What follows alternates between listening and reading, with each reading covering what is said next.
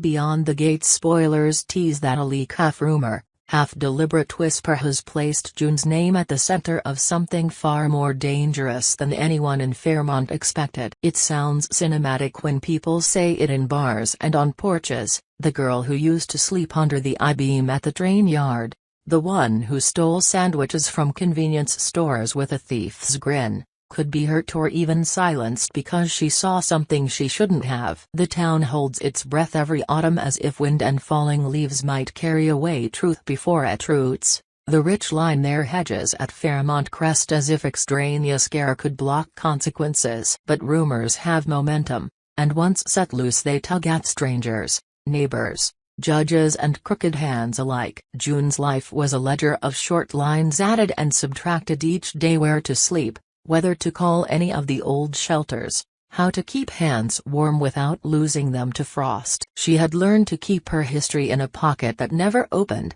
Survivors become skilled at wearing forgetfulness as armor. Naomi found her at a bus stop one November morning amid rain that blurred the flyers of missing dogs and lost wallets. Naomi was not the kind of person who turned away from disordered lives. Not because she sought saints or because she wore benevolence like a badge, but because she was taught that the law did not exist in vacuum. It lived in the damp, the hungry, the overlooked. Naomi was a lawyer with a reputation for fierce, almost reckless loyalty. She had been trying to keep her knees under a desk that suited justice for breakfast for years, and in the small theater of Fairmont's courtrooms she had built a name that many admired and a few resented. There is a peculiar intimacy in rescue. It is not always grand. Naomi handed June a pair of gloves, a warm scarf, and a job cleaning the law office after hours. It was pragmatist hands that had learned to hold on to something, even a dust rag,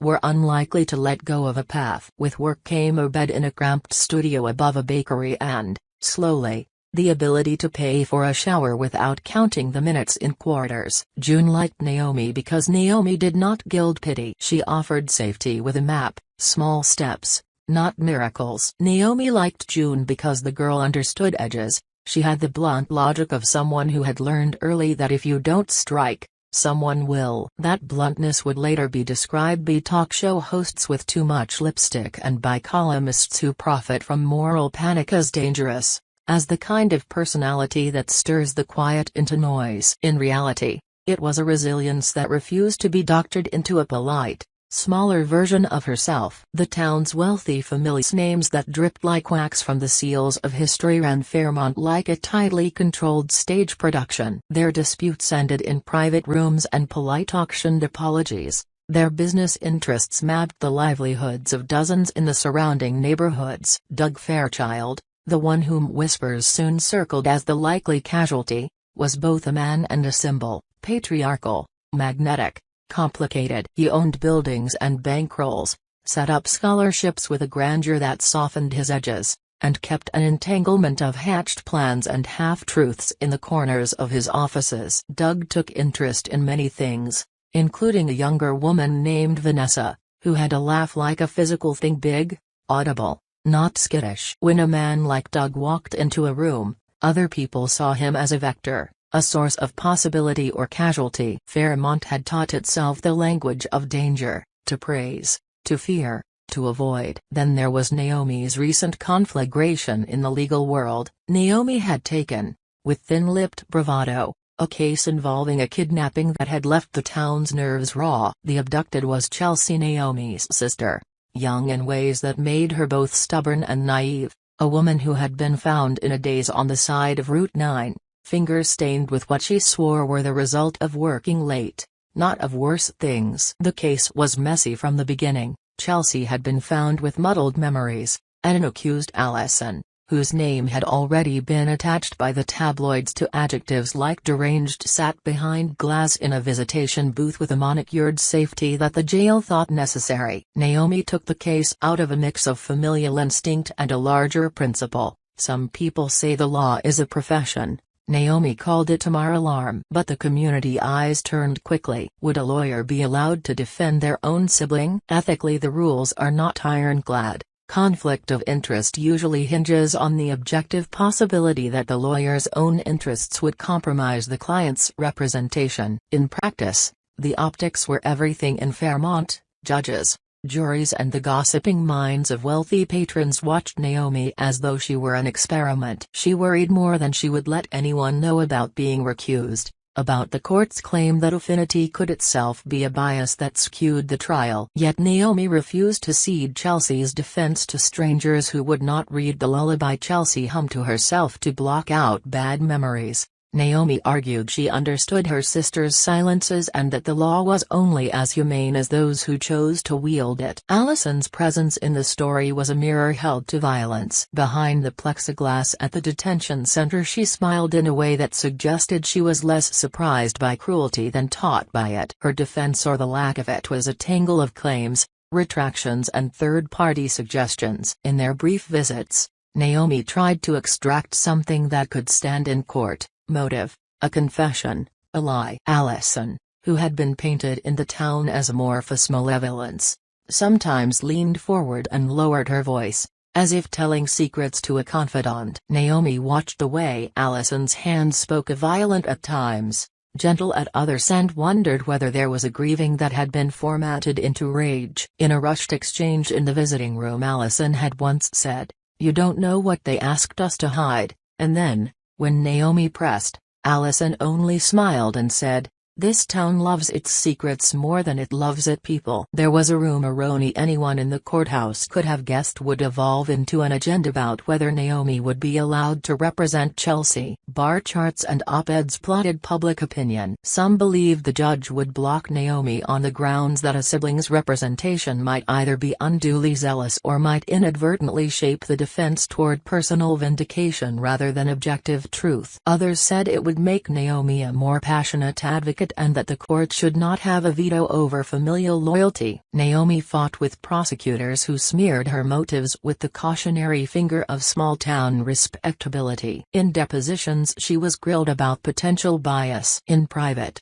she stared at the ceiling and replayed every childhood fight with Chelsea, every moment of weakness she'd told no one about. She weighed ethics not as an abstract code but as the narrow bridge that could lead her sister from being the stone at the bottom of the river to being a person who might speak. Chelsea's memory was patchwork. She remembered a laugh, a ringtone, the weight of a scent, eyes, and a door that had no handle but a name. When she finally spoke to Naomi in a curt, tremulous voice in the office, she reached for familiar anchors, thigh names of their mother's recipes, the exact tilt of a photograph on the mantel. Just being there as someone steady reshaped Chelsea in small ways. Naomi's responsibility was different from the public's assumption. It held the possibility of redemption and the burden of being wrong. If the town had a rule book, Naomi had been flipping its pages and choosing to defend reality against the narrative everyone else wanted, that the abducted were always victims and the accused always monsters. June watched the courtroom theatrics with the impatience of someone who had little capacity for shock theater. She cleaned up stacks of subpoenaed files and sometimes sat in the back of Naomi's small office,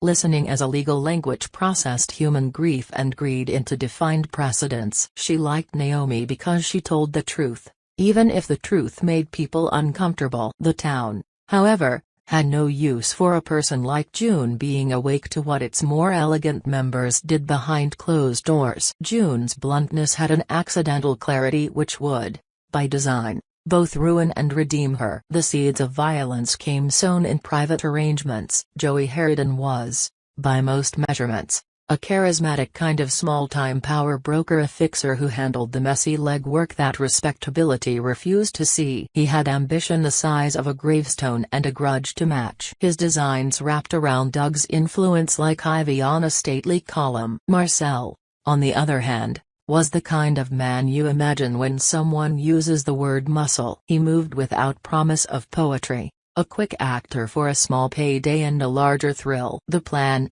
whispered and then rehearsed, was not about one instant but a sequence. Destabilize a man who controlled many people's lives, Open a gap through which other ambitions could pour. Carry out the plan while the world watches. Vanessa smile at the wrong time. Leave the scene looking like a robbery gone wrong. Let grief cede place to adjust ledgers. There was an autumn gala at Fairmont, an event that fell like a jewel into the social calendars of the region. People from town wore their best faces and their softest lies. The lawn smelled of smoke and wine and things carefully extinguished. It was the kind of night where histories are revised over hors d'oeuvres and where the town's lineage pretends to be nothing more than a fondness for philanthropy. It was also the kind of night that made men like Doug vulnerable, when the alcohol gels courage into confession and when someone like Marcel can move like a shadow at the edge of a conversation. June, who had been given a last-minute job as an attendant discreetly clearing empty glasses under Naomi's instruction, was there with a rag at the waist and a ticket to watch how wealth performed on its own stage. June saw Doug across the courtyard before anyone else did. He was near a fountain,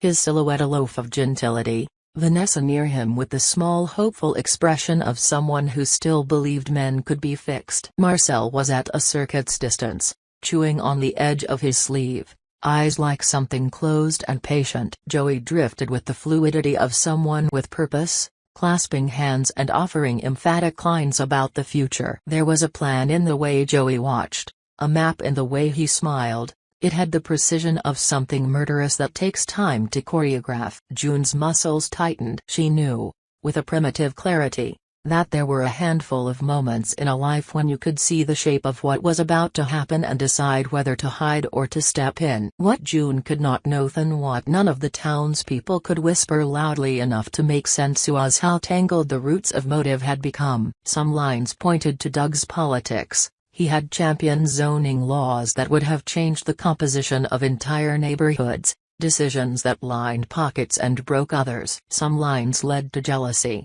Yet some lines pointed to the kidnap case itself, the one Naomi was defending. If Doug had known things about the kidnapping, if he had made offers and threats in equal measure, then someone might have lit a private fuse. The night cleaved itself into small scenes that would later be combed over by cameras and sermonizers. June watched as Doug excused himself, drawing Vanessa along toward a greenhouse that Naomi's colleagues called the glass room, where discreet conversations look like secretive histories. Marcel trailed like punctuation. June felt the weight of her role as witness press down like a physical thing. She should have left. Instead, she hid between clipped hedges and listened. From her hiding place she heard the silky cadences of Doug's voice, reassuring, too sure, followed by a single, struck sound that could have been a vase tipping or a human throat. There was a slump of shoulders. Vanessa's cry shredded the night, small and terrible. Then the silence that issues after a small species of violence,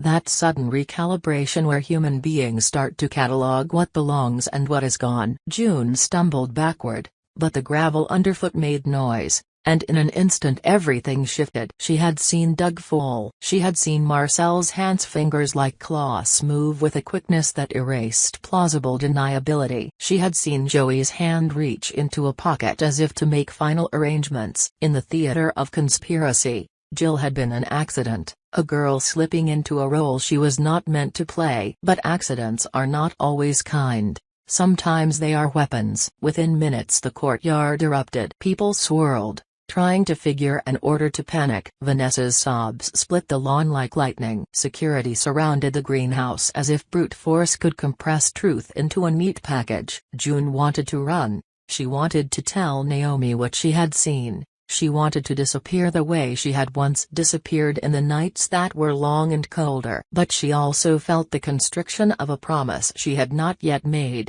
She would not be erased. When June tried to leave, someone caught her wrist, a large hand, not gentle. The man's face was not Marcel's, but his voice had the evenness of a man trying to bargain. "You here for the wrong reasons." June's lungs filled with the kind of air that meant trouble. She kept her eyes level because she had learned that to look down was to concede a piece of herself. Her sudden possession of information, of having seen what many wanted to hide, made her a target. That is the economy of violence in a town like Fairmont. Memories and sightings are currency. Whoever owns what you have seen will trade in it for silence or leverage. The rumors that had circled the town before the gala now had teeth. If June had seen Doug murdered, she would become a liability. If she spoke, conspirators could be undone. If she kept quiet, she would be prison enough for her conscience. June knew then that Naomi had a case to handle that was more than legal. Naomi had to defend Chelsea,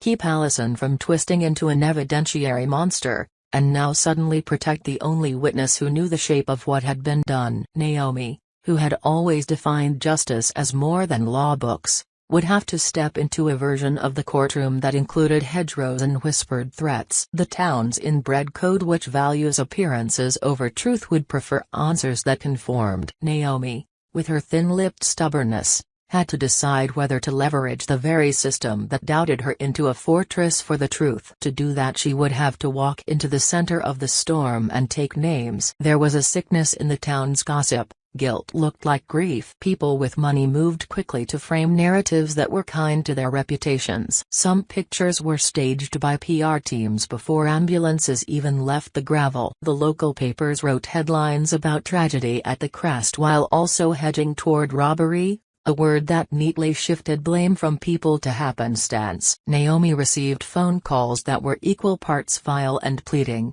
The judge called for patience. The district attorney called to take a look. But Naomi had a harder thing to do than the officials. She had to convince a frightened witness to speak when the price of speech might be death. June sat in a windowless room in the back of Naomi's office, ignoring the hum of the heater because the song of silence had become dangerous. Her hands were still raw from scrubbing oats from a conference table. She wrapped them around a mug as if holding hot evidence. Naomi sat across from her, not as boss or savior but as someone who needed to be trusted. Naomi told her what she needed. She could be protected, the police could make arrangements, and if June were willing, the truth would have a stage. But the town was loud. It had managers and mouths and a tendency to translate bravery into spectacle and then bury it under formal proceedings. June's life had never been about calculated risk. Survival was a series of small bets with low payouts. She had never considered heroism as a probability until the night of the gala,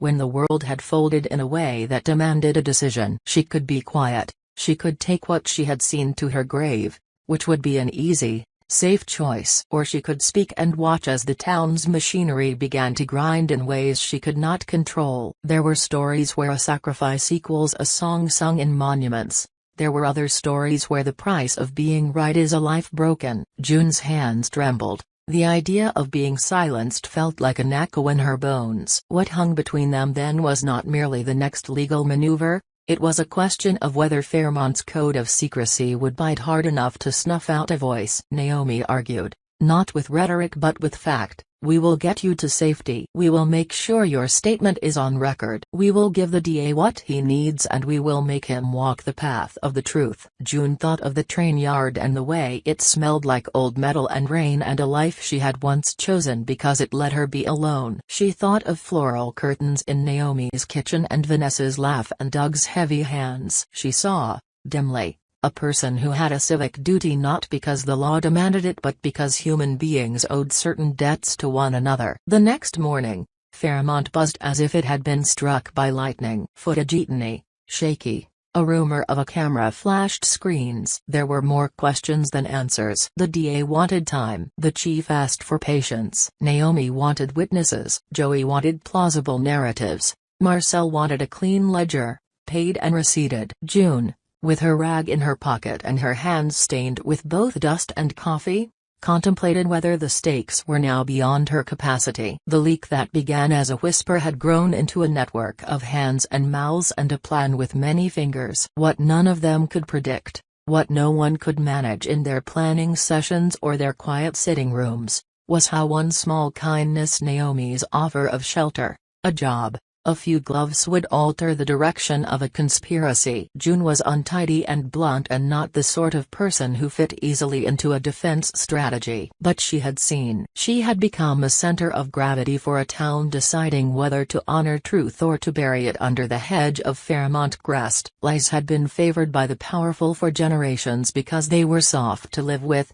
Truth required cold preparation and battered courage. June had the courage in her but lacked the prep. At the fringes of the story, Plans tightened. Joey arranged meetings that smelled like rain on gravel and oil. Marcel was given instructions that did not allow for failure. Naomi was appealing to ethics committees, to the DA, to the few who still had a spine left in Fairmont. Allison, from her cell, watched and smiled through a system of glass and telephone lines. Chelsea, fragile still, hummed a tune they had sung as girls and tried to remember what happened to her mind during the hours of disappearance. The town's calendar read as if it had been rewritten. An autumn that had once been a simple season had become activist and brutal. The gala at Fairmont Crest had changed everything, but it had also set the terms for the coming weeks, a trial that could reopen old wounds, a reluctant witness who might become the heart of a judicial reckoning, and a town that had the capacity for cruelty in equal measure to its philanthropic donations. Naomi began to map out contingencies. June began to feel the shape of worry settle like a stone in her stomach. When the night came that would be remembered in two versions, one official and one true, June had already decided she would not be bought out of her memory. She would tell the truth. The consequences could be devoured by power, or they could be the beginning of something that would make Fairmont reroute its moral compass. As she left the office with Naomi's cloak slung over her shoulders, she had the feeling of standing at a window and watching the sky decide whether to break into thunder. There was no turning back, only a choice to move forward into whatever the sound promised. Her legs carried her across the same stretch of gravel that had once been indifferent to her presence. She moved like someone trying on a hero's part in a play she had not rehearsed for. And somewhere, in the dark folds of the town, a plan that favored preservation over exposure continued to move its players into place: Joey, Marcel, and the many other quiet holders of consequence. The question that would haunt them, and put names into headlines, would remain: would truth be loud enough to displace the whispered protections of Fairmont Crest, or would the town's own machinery crush the single witness who had dared to speak? A storm rolled in from the west, and as clouds drew a curtain, the town braced. June walked into the rain and the storm, not knowing yet that the simplest act bearing witness would demand from her more than she imagined she had to give.